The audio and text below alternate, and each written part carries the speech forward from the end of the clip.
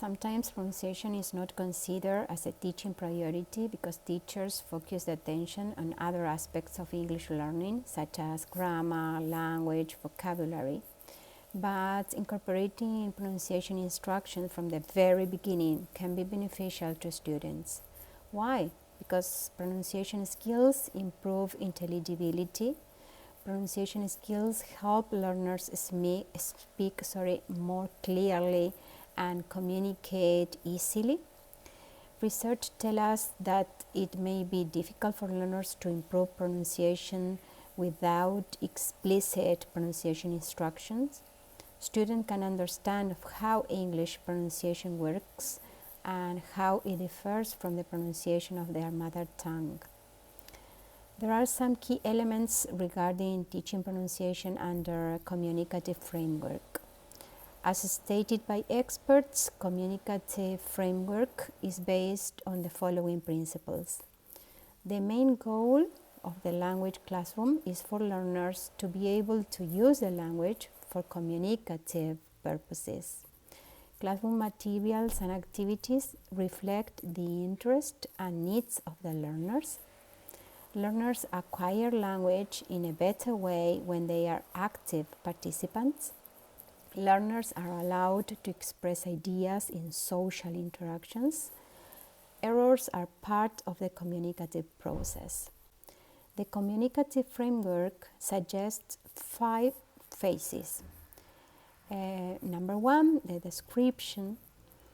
In this case, the learners notice the linguistic feature under study, that is oral and written illustration of how the feature is produced.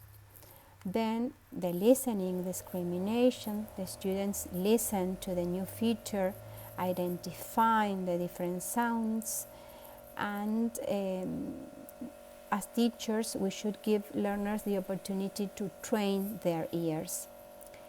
In the next phase, that is called controlled practice, in this phase, activities such as repetition practice and oral reading are included. The focus is on form and accuracy. Then there is a phase that is called guided practice. In this phase, the context is given and the language is provided, but there is more emphasis on learners expressing meaning. The focus is on fluency and accuracy.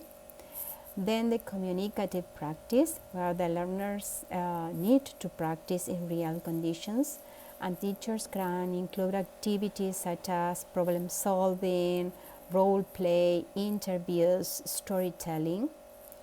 And another point is the role of feedback.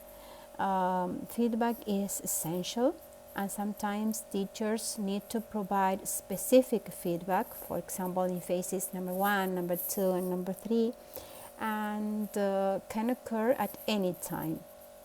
But during guided and communicative practice, feedback is delayed so as not to interrupt learners. But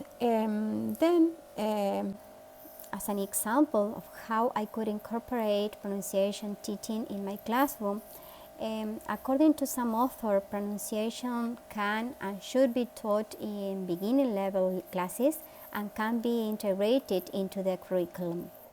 For example, teaching past simple of regular verbs, the learners face some problems, not only with spelling but also with the pronunciation of D versus T in, for example, arrived and stopped, voiced and voiceless sound.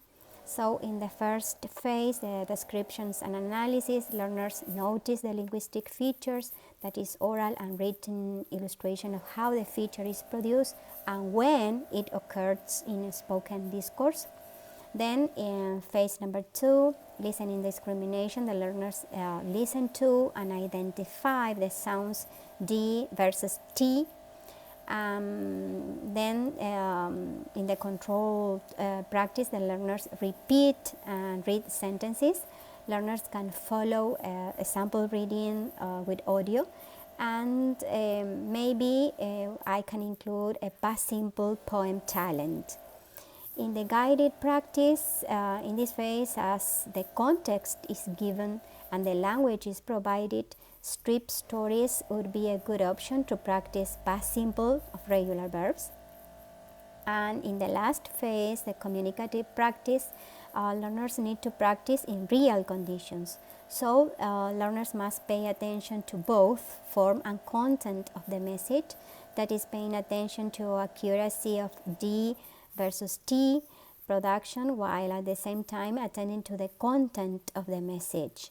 In this phase, I'll ask students to tell a story in past tense.